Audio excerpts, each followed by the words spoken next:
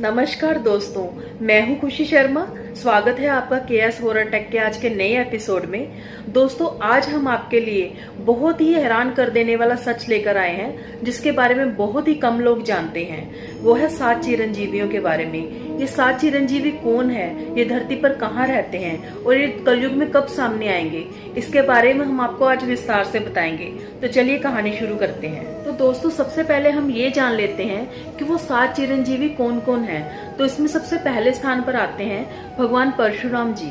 भगवान परशुराम जी भगवान विष्णु के अवतार थे, जो कि बहुत ही क्रोधित स्वभाव के थे। और उनके पिता का नाम ऋषि जमदाग्नि और माता का नाम रेणुका था। ऋषि जमदाग्नि भी अपने पुत्र के समान बहुत ही क्रोधित स्वभाव के थे। एक दिन ऋषि जमदाग्नि को किसी कारणवश अपनी पत्नी पर बहुत ही ज्यादा क्रोध आया और उन्होंने उसी समय अपने पुत्र को बुलाया और कहा कि तुम इसी समय अपनी माता का शीश उनके धड़ से अलग कर दो। और परशुराम जी ने भी बिना समय गवाए अपने पिता की आज्ञा का पालन किया और अपनी ही माता का शीश उनके धड़ से अलग कर दिया। ये देखकर ऋषि जमदाग्नि बहुत ही ज्यादा हैरान हो गए और बहुत ही ज्यादा प्रसन्न हुए कि मेरे पुत्र ने बिना समय गवाए, बिना कुछ सोचे मेरी आज्ञा का पालन किया। तो उन्होंने कहा कि पुत्र, मैं आज तुम्हारी भक्ति भाव से बहुत ज्यादा प्रसन्न हूँ। तुम आज जो भी वरदान मांगोगे मैं तुम्हें देने के लिए तैयार हूँ। तो परशुराम जी ने कहा कि पिताजी, मुझे अपने लिए कुछ नहीं चाहिए, आप कृपया करके मेरी माता को पुनः जीवित कर दीजिए। उनके इस भक्ति भाव को देखकर उनके पिताजी ने फिर से उनकी माता को जीवन दान दिया। दोस्तों, इसी के साथ उनके पिता ने उनको प्रसन्न होकर इस काल चक्र के अंत तक जीवित रहने का वरदान दिया।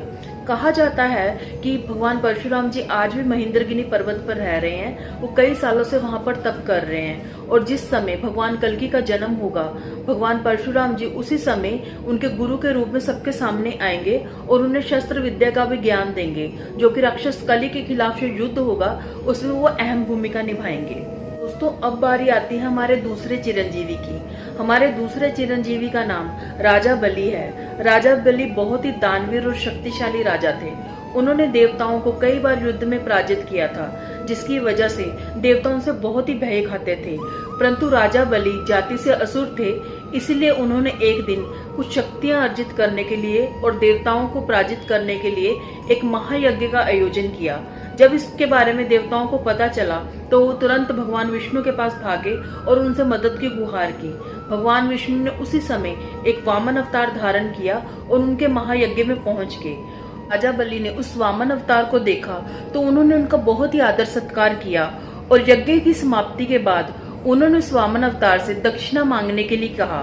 भगवान वामन ने राजा बलि से कहा कि हे राजन, मुझे दक्षिणा में केवल 3 पग भूमि ही चाहिए। तो राजा बलि ने इतना सुनते ही उन्हें 3 पग भूमि देने का वचन दिया।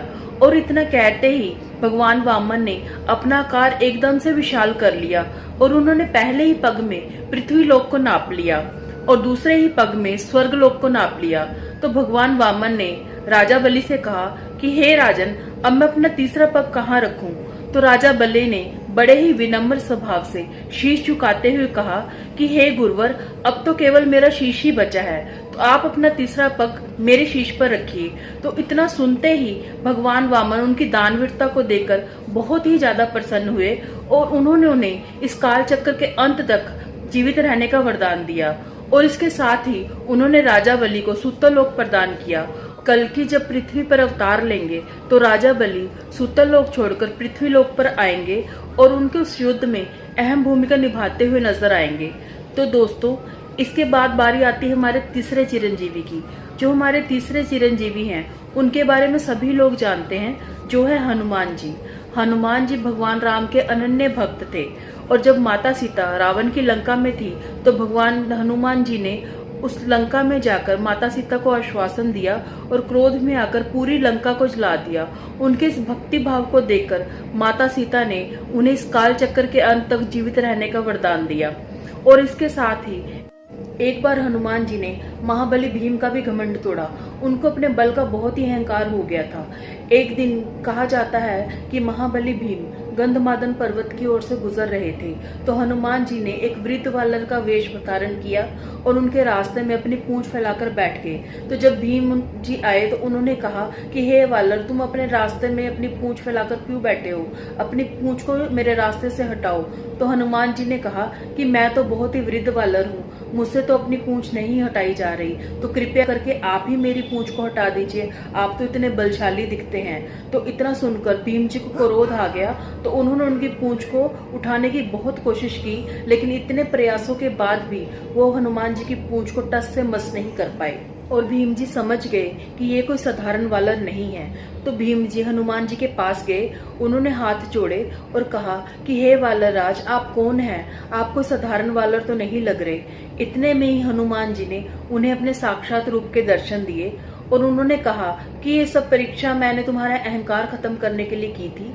कभी भी किसी को भी अपने बल का अहंकार नहीं करना चाहिए। और इतना के सुनने के बाद भीम जी ने हनुमान जी से माफी मांगी और कहा कि आगे से ऐसा मैं कभी भी नहीं करूंगा। तो दोस्तों, कहा जाता है कि हनुमान जी आज भी गंधमादन पर्वत पर रहते हैं और जब जब कोई राम भक्त संकट में होता है तो हनुमान जी उनकी रक्षा करने पहुंच जाते हैं। और जब भी कल्कि अवतार इस पृथ्वी पर आएंगे तब हनुमान जी उनका एक खास योगदान देते हुए नजर आएंगे। जैसे द्वापर युग में हनुमान जी ने श्री कृष्ण का युद्ध में साथ दिया था, वैसे ही हनुमान जी इस युग में कल्कि भगवान का राक्षस कली के खिलाफ युद्ध में साथ देंगे। दोस्तों, जो हमारे चौथे चिरंजीवी हैं वो है अश्वत्थामा। अश्वत्थामा जी को ब्रह्मा जी से युगों युगों तक जीवित रहने का वरदान प्राप्त था। अश्वत्थामा जी के पास एक बहुत ही भव्य मणि थी जो उनके माथे पर लगी हुई थी, परंतु उनकी एक भूल की वजह से श्री कृष्ण जी ने उनकी वो मणि उनके माथे से निकाल ली थी और उन्हें श्राप दिया था कि तुम कलयुग के अंत तक इसी घाव के साथ रहोगे और जब मैं कल्कि अवतार लेकर कलयुग में आऊंगा तब तुम मेरे साथ युद्ध में साथ दोगे और तब तक तुम्हें तुम्हारी भूल का भी प्रायश्चित हो जाएगा और मैं तुम्हें तुम्हारी मनी भी वापस लौटा दूंगा। तो दोस्तों, ये थे अश्वत्थामा जी। और हमारे पांचवे जो चिरंजीवी हैं उनका नाम विभीषण जी है। विभीषण जी लंकापति रावण के भाई थे, परंतु जो लंकापति रावण थे वो अधर्म के रास्ते पर थे, तो इसीलिए उन्होंने अपने भाई का साथ ना देकर धर्म के रास्ते पर श्री राम जी का साथ दिया। श्री राम जी उनकी धर्म निष्ठा और भक्ति भाव को देखकर उन्हें चिरकाल तक जीवित रहने का वरदान दिया। दोस्तों, कहा जाता है कि द्वापर युग में जब युधिष्ठिर जी का राज्याभिषेक हो रहा था तब विभीषण जी सहदेव से मिले थे। तो अगर वो द्वापर युग में थे तो वो कलयुग में भी जरूर होंगे और जब भगवान कल्कि इस युग में अवतार लेंगे तो वो सातों चिरंजीवियों के साथ सबके सामने आएंगे। दोस्तों, जो हमारे छठे और सातवें चिरंजीवी हैं वो कृपाचार्य जी और वेद व्यास जी हैं। कृपाचार्य जी कौरवों और पांडवों के कुल गुरु थे जो कि महाभारत के युद्ध में भी थे। वो महाभारत के युद्ध में सिर्फ इसीलिए जीवित बचे थे कि उन्हें भी अश्वत्थामा की तरह चिरंजीवी रहने का वरदान प्राप्त था। और इसके अलावा जो वेद व्यास जी थे उन्होंने चारों वेदों की रचना की थी और इसके अलावा उन्होंने 18 पुराण भी लिखे थे। उनको कलयुग के अंत तक जीवित रहने का वरदान प्राप्त है क्योंकि जब कल्कि भगवान आए तो वो कल्कि पुराण भी लिख सकें। तो दोस्तों, कहा जाता है कि वेद व्यास जी और कृपाचार्य जी कलयुग की शुरुआत से ही हिमालय के शंबल ग्राम में रहते हैं। यह एक दिव्य शहर है जिसे कोई भी इंसान खुली आंखों से नहीं देख सकता। इसे केवल वही इंसान देख सकता है जिसकी त्रिनेत्र की शक्ति जागृत हो। और जब कल्कि अवतार पृथ्वी पर आएंगे तो वेद व्यास जी और कृपाचार्य जी सभी सातों चिरंजीवियों के साथ सबके सामने आएंगे। तो जब कल्कि भगवान इस पृथ्वी पर आएंगे तो वो सभी धर्मियों का नाश करेंगे और फिर से पुनः कली राक्षस का अंत करके धर्म की स्थापना करेंगे और फिर सतयुग का प्रारंभ शुरू हो जाएगा। तो दोस्तों, ये वाक्य यहीं तक था। ये थी हमारे 7 चिरंजीवियों की कहानी।